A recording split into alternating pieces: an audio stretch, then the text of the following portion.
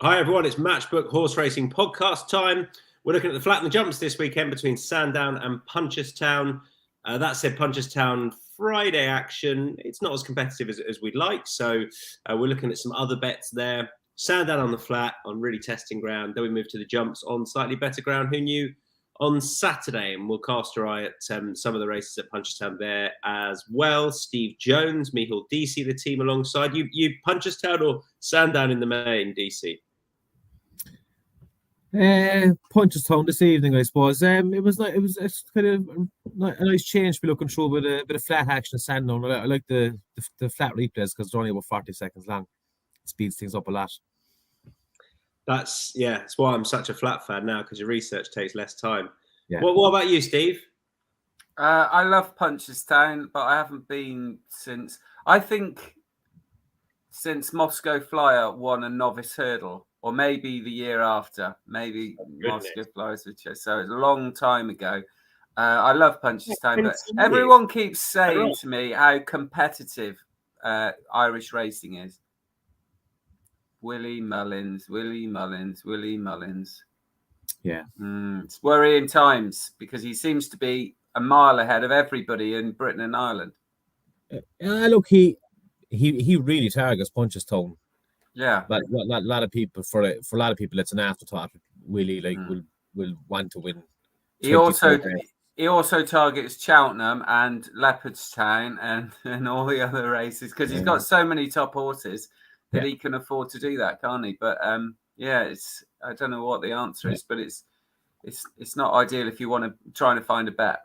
It was great there a few years ago when the championship was going down to the line with himself and Gordon Elliott, and there was 1 or 2 years there where it was very exciting. But I'm not paying a whole pile of attention to it this year again.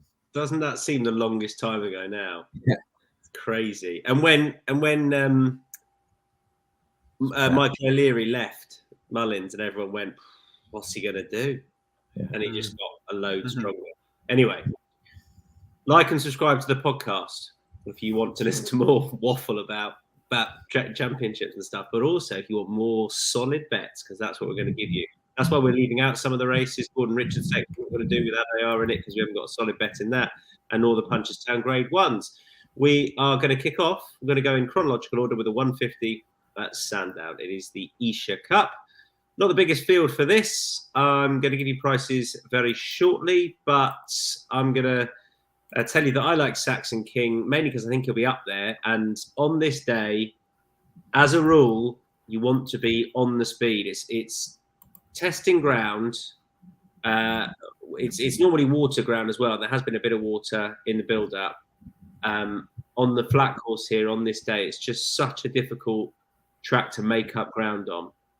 So any hold-up horses I'm going to be putting a line through.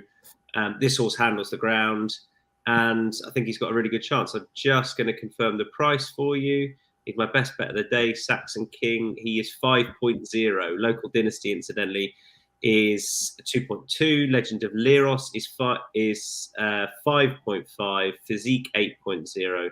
And Metal Merchant is 15.0. So Saxon King for me. None of us are with the favourite. Steve, who are you with?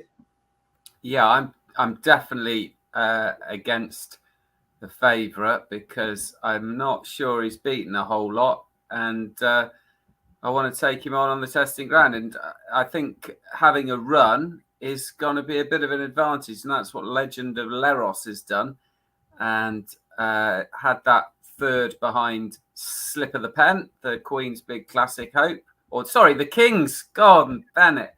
That wasn't very good. Legend of Loris ran really well from the front. Got some news for you, Steve, about the Queen. Yeah. Much missed, especially in racing circles. But Legend of Loris ran really well in that race at Kempton from the front. And I agree with you. I think it's not easy to come from off the pace. It's Sandown at the best of times, especially in testing ground. So I want something up there. And Legend of Loris won it over 7 from a prominent position at Doncaster last back end on testing ground. So we've got the ticks in the boxes. We've got the fitness. We've got the ability to handle the ground and being in the right place in a race like this. So Legend of Leros is the one for me. Okay, over to the man who misses the Queen more than anyone else. Who do you fancy, Dees? I fancy Physique. For a lot of the reasons that you said, look, I think he'll be a front runner. He acted well on soft in Newbury and debut, just ran a bit green. Made all the next time at Newmarket. Has had a little run already. He's got Mohammed Tabidi takes off 7 pounds as well. So I mean, he has a nice little pull at the weights. And again, he's a big price. He's 8.0. Yard form would be a worry. They haven't really hit the ground running, but I like, he's a nice juicy price, and I can see a bit of upside with him, so I'm going to stick with him. 8.0 Physique Legend of Leros is 5.5. My selection Saxon King is 5.0, and we're all out against the 2.25 shot Local Dynasty. I think more on that when we get to the lay section. As I say, we're missing out the Gordon Richard Stakes. No strong betting opinion on that for Adayar's return.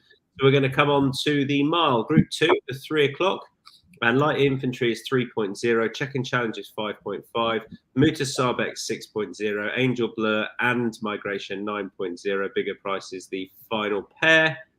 And I never thought I'd ever back a horse like Muta Sarbeck. And here he is on ground that should suit. I like his run style. Yard are going along nicely. I'm all out against the favourite. I thought it was a fair price at 6.0. And the blinkers seemed to work last time, so I chance him again. Yeah, and he was unlucky as well last year. I mean, he was beaten by Lights On, but if you look back at the race, Lights On and both kind of got going at the same time. But Muta Sarbeck was behind horses. He last few strides and he nearly got there. I think he arrives here as well this year without that was his second run of the season last year, so he might have a bit more juice in the tank, yeah. And I think that's a fair price, 6.0. And Steve Jones.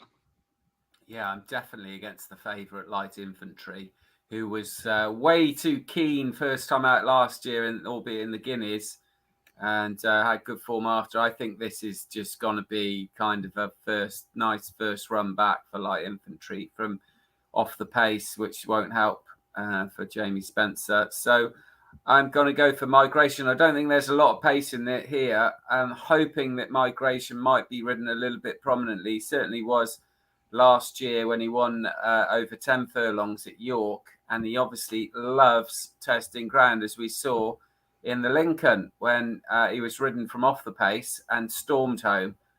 And I'm hoping that he'll just, in this smaller field, that he'll slot into a nice prominent-ish position. And I think that might be, again, the fitness is there from the Lincoln win. Absolutely loves testing ground and has always looked like a horse that would step into group races, albeit this is a Group 2. But it wouldn't be the strongest of Group 2s by any means. And Migration did win that Lincoln off a big weight, allowing for the jockey's claim, who can't claim today, but that doesn't worry. Benoit Delisay, it's a very good rider. And Migration, just love the conditions and hopefully, just sit in that prominent-ish position. And even if he is held up, I mean, I had a good look at him. You're looking at 9.0 for him, whereas Light Infantry is 3.0. He definitely wouldn't be for me. He's going to be my lay of the day, but I'll come to that a little bit later on. 3.35 is the Classic Trial. Arrest is 3.0. 4.3 for Flying Honours. 4.5 for Salt Bay. Circle of Fire is 8.0 and Relentless Voyager is 14.0. Steve, you and I agree with Salt Bay. Ground fine. I just didn't I didn't really fancy the top two, really, Steve. Arrests Yard. My God, they're in no form. I've never seen the Gosdens sending out horses just finishing tailed off before. It's extraordinary. They had Epictetus won the other day, but was 1.3 or whatever. Other than that, they can't buy a winner. So I'd be against Arrest. Flying on, I don't think he'll love the ground, and I don't know how good he is, to be honest. Whereas Salt Bay, I don't think he's much worse than Flying Honours. He's a little bit bigger in the market. So, yeah, he'll do for me. Yeah, do for me as well. Yeah, it's interesting with Arrest in the stable form of the Gosdens, because usually you'd think that they were the ones early season that were bombing out, but maybe the horses are just a bit backward. And I think it's interesting. They both ran in Group 1. They were both placed in Group 1s at Saint Cloud. Now, what Arrest achieved in finishing runner-up to Dubai Mile in a 10 furlong race at the back end, I don't think was any better at all, if even as good as what Salt Bay achieved over a mile at Saint Cloud on the same weekend. So I don't get it, really, especially with Rafe Beckett seems to have started the season well. And the other thing that I like about Salt Bay, this horse won first time up at Haydock in a maiden. Now, it wasn't particularly strong. It was on easy-ish ground, but then handled the heavy ground at Saint Cloud on just his second start. And Arrest, it already won twice. That was his fourth run when he took on the Group 1 in Saint Cloud. And Salt Bay was doing it off the second start. And I always think that that's a big negative going into especially a Group 1 on the back of just one run. And that's what Salt Bay did and performed really well. So, yeah, I'm quite happy to be with him. I think he's got a really good chance, and I think the market underestimates him. Micheál, Deasy. I like Vev. I like Arrest. I know that they are in great form, but they've had a few seconds or thirds now the last few days. Maybe they're starting to come into it. And look, he was in my tracker from when he finished third to Nostrum there at Sandown last summer. He completely missed the break and kept going. And again, he won twice after that. It was a good race there at St. Cloud in October. Look, I just think that he should be able to handle. Like, I know it says heavy ground. I don't think it'll be heavy ground, but I think he'll be able to handle, definitely soft ground. I think he's a bit of a class edge. I think he's a high class horse, and yeah, like it won't be a huge bet, but I think he should have enough for these. Okay. 1 for Arrest, 2 for Salt Bay in that classic trial. As I say, Punchestown for the Group 1s. None of us can avoid the favourites in those respective races. State Man and Perret Pass. So we're not bothering with those. There are some other Punchestown bets, though. Steve, who's on your list at Punchestown, first of all?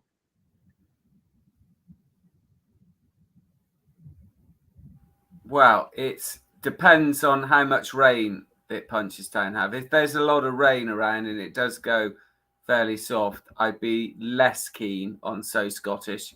This is in the 4:15. But if it stays decent, I think So Scottish got a great chance. Again, the ground was too soft at Cheltenham, but ran really well behind Seddon in the plate. And before that, had really good form on decent ground, progressive, had taken well defences. Another Emmett Mullins runner, whom we've seen how good he's been this week and throughout the last couple of seasons. So, yeah, if it doesn't rain too much, then So Scottish in the 4:15. Well, I'm just going to take you on in that contest with Life in the Park, who I think was one of Don's horses to follow this year. That's why he's in my tracker anyway. He's, I suppose, on the face of it, been a little bit disappointing. He won first up on decent ground, and then, my God, just ran a terrible race at Cheltenham subsequently. Now, they said he was unsuited by the trip, it was an extra couple of furlongs, and unsuited by the ground as well. For it was officially the same, although they felt it was easier than all that. I mean, he just ran a shocker, beating 106 lengths, so throw that out. A little bit of time off, I think that's key. He then, 33 days ago, ran really well when keeping on in a novice grade 3 behind the Devil's Coachman, behind another horse, Grandero Bello. I mean, it's not the greatest form in the world, but I think in handicap company that puts him spot on to run a really good race at 5.0. Trip is absolutely fine. Already saw it out last time. He's back over the more of an intermediate trip, which will definitely suit him based on what we've seen. Again, I hope the ground stays half decent because he does seem to be a good ground horse. I mean, yesterday the ground there was, walking it was fantastic ground, proper yielding surface. So I thought he, off a mark of 138, was very interesting. Same as So Scottish. Deasy, have you got anything for Punchestown or no? Not I'm very solid on, but one that I would have my eye on is I don't know what price is going to be, but it's on the line in the Hunter's Chase, Emmett Mullins' horse. What race is the Hunter's Chase? 6:35. He finished second at Cheltenham at a big price. There was a bit of money for him at the entry, but he absolutely hated the defences he was gone after. I don't know, after 5 or 6 of them. But if there's support for him, have a bet. Okay. This is the race that Vorsley was second in last year somehow and should have won. I'm tempted to go back to the well with Vorsley, but don't know. He didn't run such a good race at Cheltenham. Steve, you got a couple more for Perth? Yeah, indeed I have. Again, the first one wouldn't want much rain, which is Letterston Lady in the first, the 130. I think this horse is well handicapped. It won a couple of bumpers, or she won a couple of bumpers, and then she absolutely bolted up on her hurdles debut at Worcester. I was really impressed with her there. And although that was only like a October kind of fairly low grade novice hurdle, she took her chance against Lucia and Poetic Music and good horses like that, good mares, and she wasn't up to that. And then last time at Market Raisin, I think on a return from a winter break, the ground was just too soft. So stepping into handicaps, I think she could easily be well handicapped. And as long as it doesn't turn soft, I think Letterston Lady in the first race. And then in the next race, the feature of the day and probably the feature of the whole festival, another national, the Highland National this time. I think Gentleman de May is going to absolutely love going up in distance. This horse jumped really well. It's only run twice over fences, but jumped really well behind Silver in Disguise, who's also in the field at Wetherby. That was over 3 miles.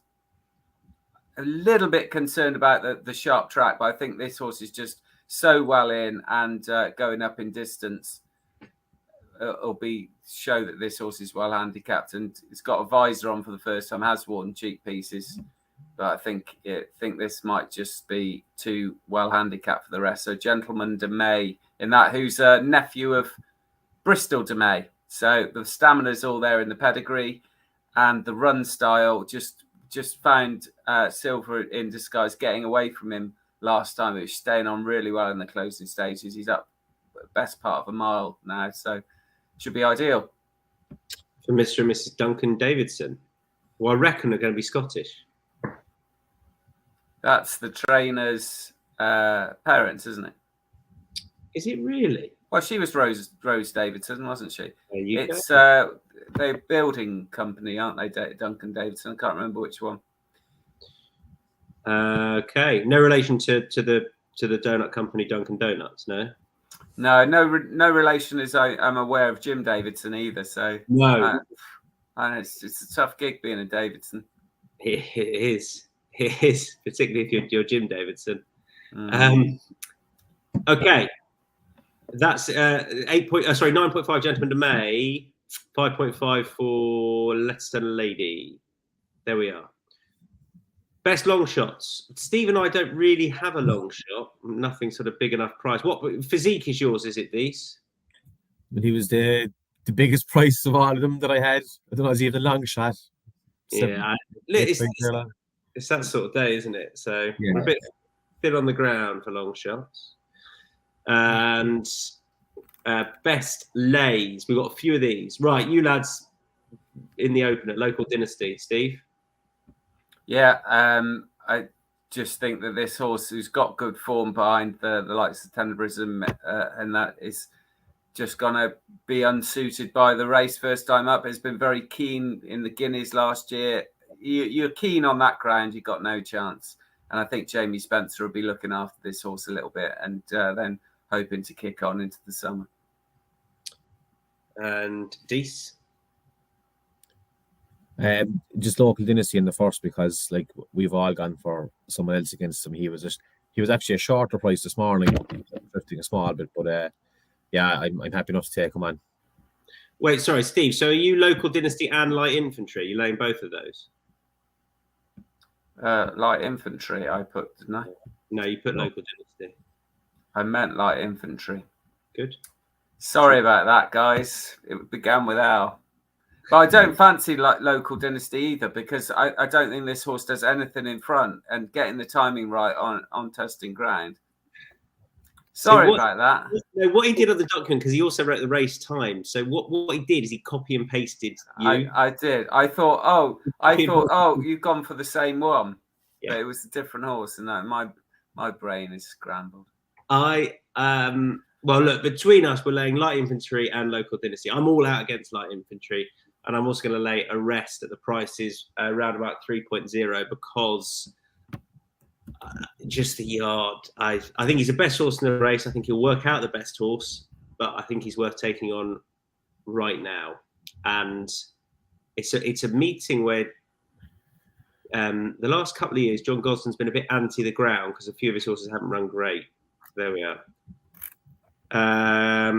Alex says back to lay, Steve. WTF? Do you want to explain back to lay a bit more? Me? Yeah, I know it's simple, but explain it. Well, I'm sure Dees knows more than me, but if you see a horse that you think is going to travel through the race and be in the right position, then you would back it beforehand at a bigger price and hope that it would go shorter in running and lay it off and lock in a bit of a profit if it did win. But yeah, that's about the bones of it. You want to spot a horse that you think is going to trade very short because looks like it's going very well and might just not find as much as you hope. So it's called kind of an insurance policy, if you like, or it's a legitimate betting tactic on betting exchanges that I'm sure lots of people utilize. Or you do a later back if you think a horse is going to travel like a donkey, but find a bit and come home. I'm sure if you did those tactics with horses like trained by Mark and Charlie Johnson, I think you do well because they often look like they're going to get collared and then they just keep finding, especially places like Ripon where they come under the cosh and something travels up and they just keep going. We can move on to best bets. Mine's Saxon King. I've given that already in that opener at Sandown. It's not a very strong one. I was scrabbling for a best bet. It's a tricky day. Steve? Local didn't know. Gentleman to May at Perth in the second race, which is the 205. Dees, I don't know if I like yours or hate it. I can't work it out because it just win. I hate it as well, but I just didn't want to put in like best bet is obviously State Man in Paradise Pass in a day on the triple. You'll be getting probably about 2.5. Who worries you most out of those? A day. Yeah. Not that much though. Okay. State Man in Paradise Pass and Adayar. We're going to move on to Saturday. I'm going to remind you to like and subscribe to all the podcasts we do. Premier League included. That's really hotting up now. Well, it was until Arsenal got absolutely dicked on, which was lovely to see. But big game tonight, Dees, where Spurs are going to get probably smashed by Man United. But yeah, I'm not sure when the Premier League podcast will be out for the weekend, but probably later today or Friday. But it's out already, Daniel Hussey tells me. They did it earlier, yeah. That's what I was going to say. Ready. Normally out on the Thursday. So, and the guys, as ever, are doing very well there. So keep abreast of that. If you like and subscribe to the Matchbook podcast, it's in your inbox whenever you want it. So there you go. Saturday looks like this. We're going to kick off with the Novices Championship final. This was won a few years ago by Ballymoy in my worst ever interview, where afterwards I asked Nigel Twiston-Davies if that would be it for the season. And he said, well, it is the last day, which was great. So I'm gonna get you. I haven't got price up in front of me. I'm going to get there. Deasy, who you got? Oh Jesus, this was a tough race. I had a good look through it, and the one I came down on, and like this is going to be one of my smaller bets of today, is actually Joe the Dancer, Ben Pauling's horse. So he was at the start of the season. He kind of arrived with a big reputation. He fell in a point to point that Ferns Lock won, but he was miles clear, but he fell at the last. He had his novice hurdle there in October. He was off short and he was just completely bombed out. He didn't get going at all. They gave him wind surgery straight away. And if you look back at he's been out against his January. If you look back at his 3 runs, first run was fine. It was just like a horse coming back from a break that had a wind up, just never really got going. Second race then was at Linksfield, where he was hammered by Horvari, Ali Murphy's horse, who was actually turned out to be fairly good. He went out the next time and beat Bonte. You can see that in episode 6 of the series I did with him. And then the last time then at Suddle, he won by 7.5 lengths. The further he went, the better he looked. He only went up 2 pounds for that again. He's in here now at 118. Look, this is wide open. I think he's about 14 points, or maybe even he's 17.0 here now. What the price I'm looking at. I just think it's a win place bet. This is wide open. It's 6.0 the field. So I would rather go for something kind of probably have a quarter win than 3/4 place, and hopefully get 4 or 5 places. Steve Jones, who are you with? I am with Celtic Art, who I think is really nicely handicapped. The form just stacks up. This horse was good on the flat for Paul and Oliver Cole. Since switching to Jeremy Scott, who I think is a really good trainer, has done really well. Ran in a good race first time up and ran all right in it, and then has won twice at Wincanton, so goes well right-handed, clearly. This is a stiffer track, but considering this horse was running up to 1 mile 6 on the flat, I don't think test it this trip is going to like at Sandown. And let's not forget that this is going to be good ground, which is suit Celtic Art. How it's good ground on the hurdles track and bottomless on the flat track is anyone's guess, but that's what it is apparently.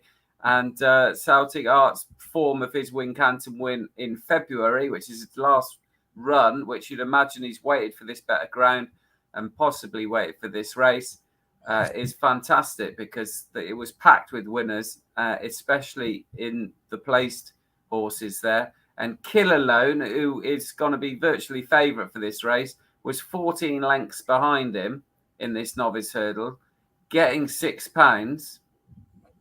And now Celtic Art is getting £5 off Kill Alone, and he's twice the price or more than Kill Alone. So Celtic Art, it all stacks. I know it's not always that easy, but I just think this horse is got a really good chance. Everything's in his favour as long as the ground doesn't turn. As long as they don't go on the flat course and it's heavy, he's got a right chance. 15.0. Mine's as short as the lot then. Iberico Lord 13.0. I was just surprised he was that much bigger than Bo Balco off the back of defeating him at Stratford last time, and now being better off at the weights. He was getting 2 last time, and now he's getting 6. Although Angus Chile did 6 or 5, but Angus was doing that last time. He's lightly raced. He had a wind up which saw him back in the winner's enclosure last time, and I think that a big field handicap will sort of suit his style. There's a bit of pace on here. The fall at Kempton, he was beaten at the time, but that was a good race. So that's a really good bit of form with Rare Edition and obviously Rubode in there. So I thought Berica Lord off 120 was very feasible. I think he's a bit priced up on the fact there's another Nicky Henderson, JP McManus runner who Nico de Boinville rides, who's obviously got a good chance off the back of her win at Cheltenham. So 9 days ago, but I think there's a bit of recency bias in there, meaning she's short price and the other horse is priced up on the fact that it's the second string. So there we are. But it wouldn't be that confident to shout because seriously open race. Celebration Chase. I am very much sitting out. When I first looked at it, John Bon wasn't favourite, and I thought, hello, he is now pretty comfortably favourite as well. So he's 2.4, and Grenadine is a 3.25 shot. Captain Guinness 7.0, Editor Deasy 7.0, 34.0, Funambol Sivola. Fortunately, the experts have a bet or two between them. Deasy, you with John Bon? I am, and I was very close to no bet, but then I find negatives with the rest of them, and I think John Bon. I know he was beat by Fabiola, but I think John Bon is a serious horse. I think he's really, really good. I think Grenadine, I'd say that race against Edwardstone and Tingle Creek, that seems to have, I don't know, has it knocked his confidence or the head has gone, but he hasn't. He's run very badly twice. Captain Guinness, I just don't think, like, I know he ran well again in the champion chase. I just don't think he's up to this level. Editor the Geese probably left the season behind with those wins around the season at Cheltenham, and Funambul Sivola again just probably isn't up to this level. So it wouldn't be a huge bet, but I think John Bon, I know he ran a danger there a few weeks ago, but that was only just kind of a race course gallop, which Nicky loves, and he got a bit of prize money for it this time. So I think he should be fine for this. And yeah, I think he'll go off short. I can see him going off odds on.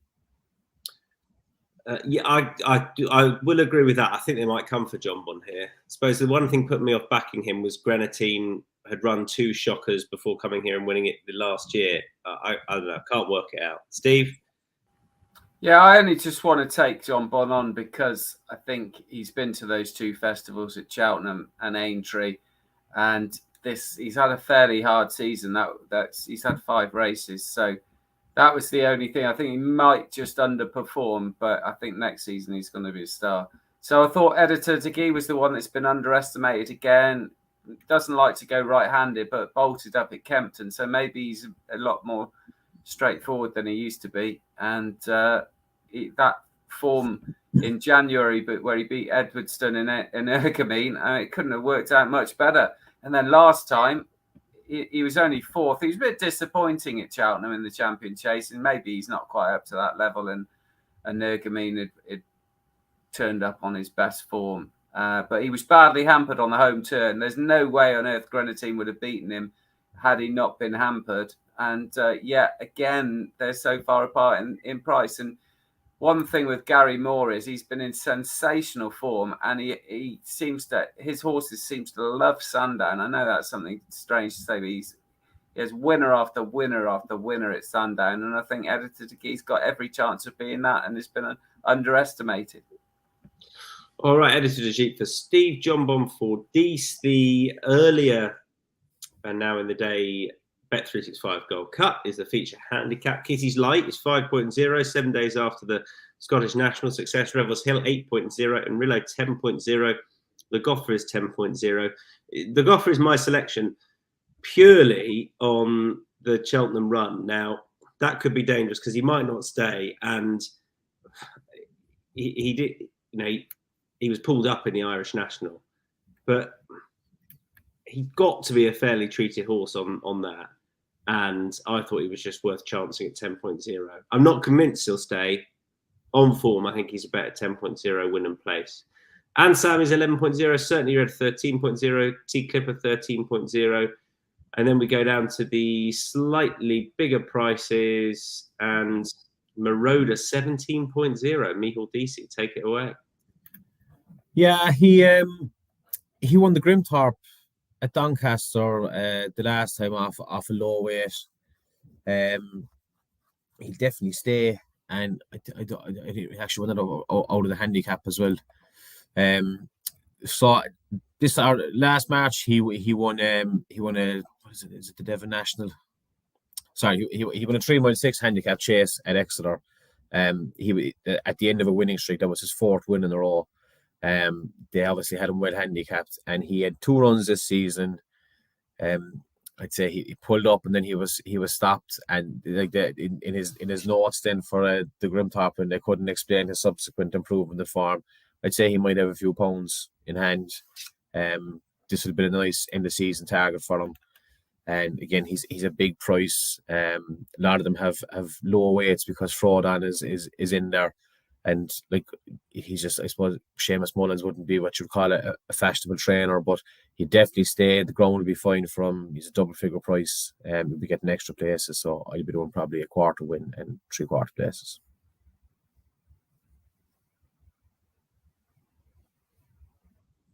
So the Hewitt was going to possibly run in this, and then Frodon wouldn't have been top weight. He goes in the Oaksy, so Frodon's top weight. I think they're worried about that for him. The golfer for me, Marauder for DC, Courtmaster, Steve Jones. What price are we looking at for Courtmaster? I think it's $1 million to 1 or maybe $2 million to 1, but stick with me because there is reason to this. Now, Courtmaster hasn't run since last June when was in that race at Utoxeter. Is it the Summer National maybe or something? And was struck into, so don't worry about that. Likes decent ground. That's when he's at his best. He loves decent ground. He's had a breathing operation. He's had about his 10th breathing operation. He does like to have breathing operations, this horse. But when he does have one, he does tend to run on his first start back very, very well after it. He was second in that, I think it's the Sir Peter O'Sullivan Memorial Chase at Newbury at the big meeting in November. He was runner-up in that off the back of a wind operation. He won at Warwick off the back of a wind operation, and he won at Musselburgh on his chase debut off the back of a wind operation. And he goes exceptionally well when returning from a break. He's won 3 when returning from 3-figured breaks. He's won 3 out of 4. So at $1 million to 1, I think we can take a chance that this. And also, Michael Schoonemore's in decent form. And this horse will be ignored because he's miles out of the handicap, but it doesn't really matter. It's having the conditions in your favour. And the fact that Beau Morgan, who's a good young £7 claimer, takes off a bit in a race where a lot of these have had a hard season and he hasn't had a season yet. Kitty's Light, if Kitty's Light wins that, you just got to say, fair enough. He's done well, but to win this off the back of a 7-day break after winning the Scottish National, God, that's going to take some doing. And then I can pick holes in most of the others. So at $1 million to 1, I thought Courtmaster was worth chance in winning place. I like the case. I like it. Yeah, Dan Hussey, our Arsenal fan producer, son. I like it. I'm probably going to back that, and then maybe on Racing TV sort of pass it off as my own on the window back of a break angle. You can pass it off as your own if it gets pulled up after a circuit and a half. Yeah, no problem. Did you use my little yes, bit against my pass? Did you? Yeah. Did you give me a shout out? What was it again? But I did. Lucinda's horse there and the Scottish Grand. They won the same novice hurdle at Carlisle. He won the same novice hurdle as Corach Gambler at Carlisle. Yeah, I did. Yeah, passed it off as my own. Nicely. And actually, Jane Mangan on the Nick Luck Daily podcast passed off Matt Toombs' stat as her own about 72 wins for Willie Mullins, 6 for Henry Bromhead, 9 for Gordon Elliott at the Punchestown Festival in the last 10 years. It's fine. It was Matt put it on social media. Maybe he was copying her. I doubt it. Maybe. I doubt it. We do it. We do it. Right. I just wanted a matchbook nod in there, you see. But we didn't get one. 2 miles 6.5 furlong for the Oaksy Chase next. Hewitt is 2.25, 6.04. Solo. Hewitt is 2.5. Solo 6.0. Eldorado Allen 7.0. First flow 10.0.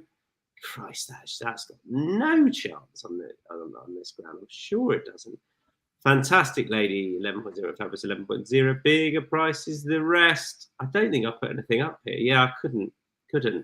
Deasy, is it so obvious it's staring us in the face? Yeah. Yeah. Hewitt will go up the front and just keep going, and they'll never get near them. He's a mighty horse. I actually I thought he was older. I was looking down. I was like, he's only 8. Jeez, I presumed he was 9 or 10. He's a mighty horse. He ran a cracker in the Gold Cup, and look, this is like they've taken. I think this is a handy option. Like the drop back and trip won't be a problem for him. I think he should win this and win this easily. I think he's probably just below the top level in chasing, and the rest of these are handicappers. Fair enough. It's funny, some beings you just think they're way older than they actually are. Steve? Yeah, Kitty's Light's another, isn't it? He's only 7. How's he 7? He seems to have been around for 8 years. So in this race, I just thought that Solo, they might allow Solo to get a solo. Herrick might just sit in behind on the shoulder, and that Hewick. What did I say? Hewick. Did I? Did I? Sounded like Eric with a W. Hewick. Probably West Country. We didn't. Yeah, we don't have elocution lessons at the comprehensive I went to. Only at the public school you went to. Solo, I think, might just pop round in front. I wasn't mad keen, but Solo loved the ground, loves going right-handed. One at this course and distance back in November being Git Maker, which is or Jeep Maker, which is good form, and I just thought that Solo might be a little bit, if he is allowed to set his own pace, because McFabulous won't take him. I don't think First Blow will on this ground. Eldorado Allen might.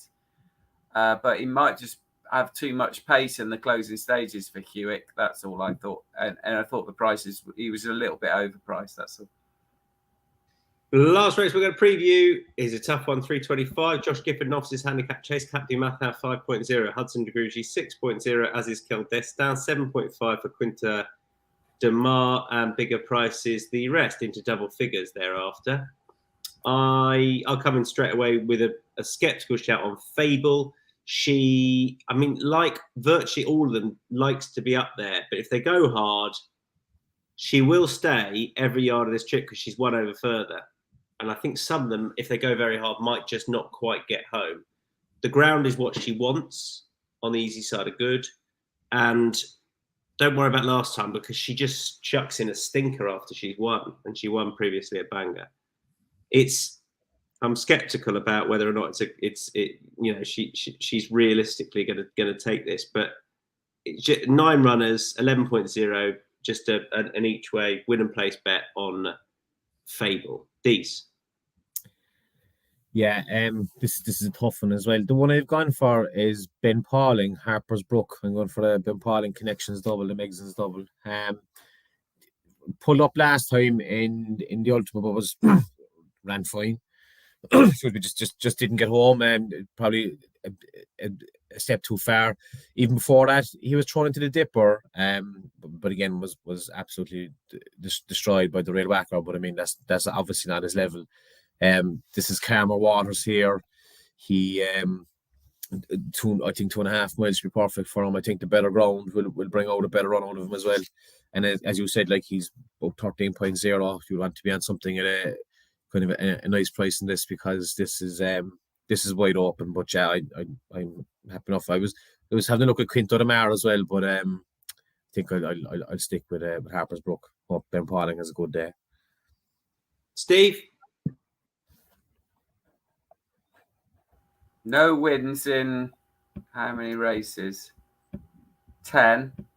Bumper, hurdles or chases. So it wouldn't be for everyone this, but I think Mumbo Jumbo is definitely overpriced. And since going over fences, it's got really good form behind the likes of Kinondo, Cueto, who proved afterwards that was a really good run when runner-up on Chase debut. Finished 3rd to Solo over this course and distance. And it's tried 3 miles for the last twice. And I just don't think that Mumbo Jumbo quite gets 3 miles. And that stamina for a bit further come into play back at 2.5 if they go a decent pace. And in a good race for place betting, just the 9 runners, I think Mumbo Jumbo would be hitting the frame, if not landing the spoils if things drop right. So yeah, small winning place on Mumbo Jumbo. All right, there we go. That's our preview as far as the live races that we're going to be watching goes. Any other? I got nothing else because I'm lazy. Jones, you got one more at Punchestown? Yeah, Punchestown, Queen's Brook in the Mayor's Champion Hurdle, which is 350. Now, I thought that the Mayor's race at Cheltenham was a bit of a nonsense that Honeysuckle won and beat Love Envoy, and everyone's getting excited. The bookmakers getting excited about Love Envoy in this race. But I thought Johnny Burke gave Love Envoy a sensational ride at Cheltenham. I thought that was the difference in the race. They went no pace. Brandy Love sat at the back. I quite fancied Brandy Love, but I didn't think Paul Tandon gave Brandy Love much of a chance. So I didn't imagine she'll run better. But it's that left-right-handed again. I know she's won here, but the horse that does definitely like Punchestown, it's got an exceptionally good record at Punchestown. Won in February and in November, and was a runner-up last year at Punchestown as well, or last season rather.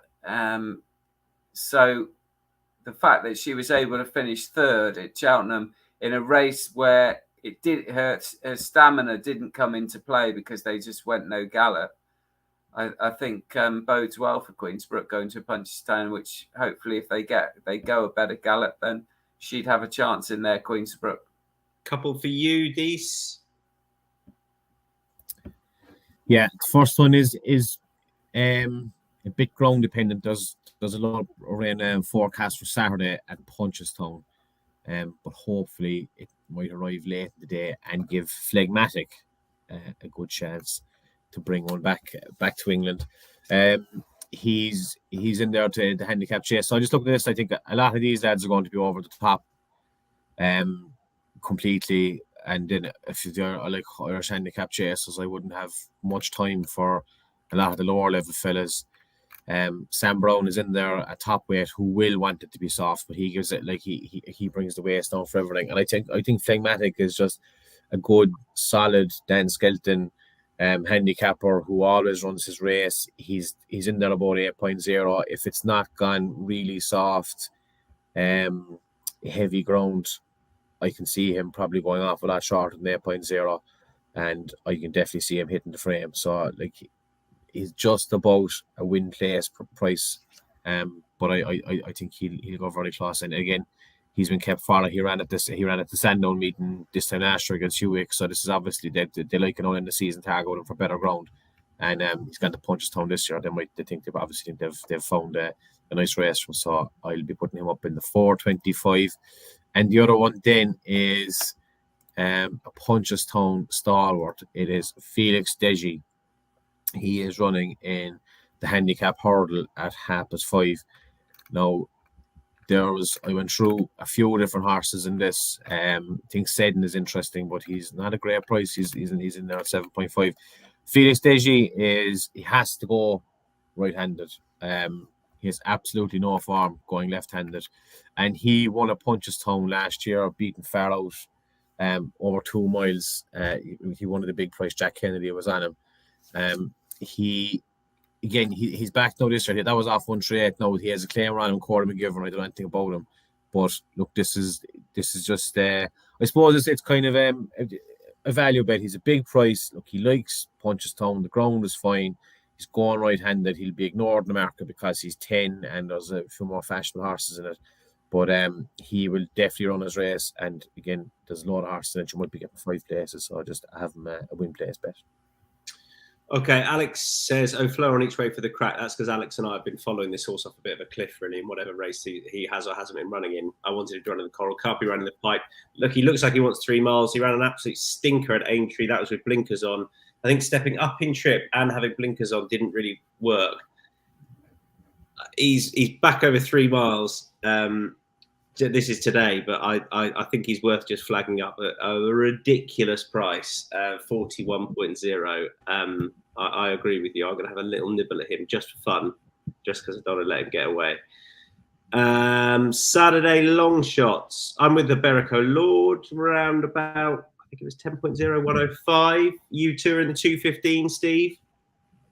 Courtmaster for all the reasons before in the big race at Sandown. Dees? Marauder in the 215 Sandown. We haven't got any lays. Best bets. Berico Lord for me, although it's a tentative one. Steve Jones? I'm going to take the form literally in the first race at Sandown with Celtic Art winning place. Deasy? Hewick in the Oaksy Chase, the 250 at Sandown. Good. Well done, everyone. There he is. Don't know where's that? Where's he winning there? Do we think, chaps? Sandown. Oh, it is. Yeah, it's last year, isn't it? Yeah, that looks like it's JP Horstemack. I was going to say that could be the American Grand National as well, but I doubt JP had one over there. He's not Cheltenham because he's on his feet. Well, it could have been earlier on. Anyway, good luck to him. Steve, thank you. Micheál, Deasy, thank you very much. Good luck, everyone. Don't forget to like and subscribe to the podcast. Really is worth doing. Thanks for all the interaction throughout. If you're watching on recording, let us know your best bets on the chat because we always like to keep abreast of them, and we'll might just give them a mention next time. And we'll see you then. Bye-bye.